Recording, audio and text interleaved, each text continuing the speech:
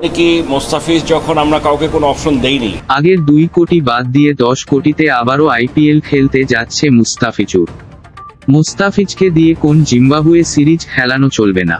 আবারও আইপিএল খেলতে গেল 10 কোটিতে মুস্তাফিজুর রহমান।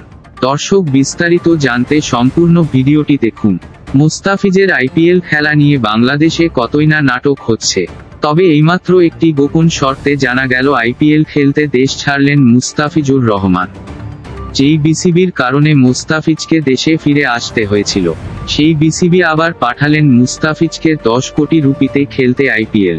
এমনটাই জানা গেছে বিসিবির কুপন শর্তে। আর এদিকে বাংলাদেশের বোলাররা এখন ভালোই ফর্মে রয়েছে, তাই মুস্তাফিজকে দিয়ে জিম্বাবুয়ের একটি ম্যাচও খেলানো হবে না, এমনটাই বললেন বিসিবি। মুস্তাফিজকে নিয়ে বিসিবির এমন গোপন তথ্য আজও সত্য কিনা তা এখনো জানা যায়নি, তবে সাংবাদিক কর্মকর্তারা চেষ্টা করছে ব্যাপারটি জানার জন্য। মুস্তাফিজকে নিয়ে আপনাদের কোন মতামত থাকলে অবশ্যই কমেন্ট করে জানিয়ে দিন।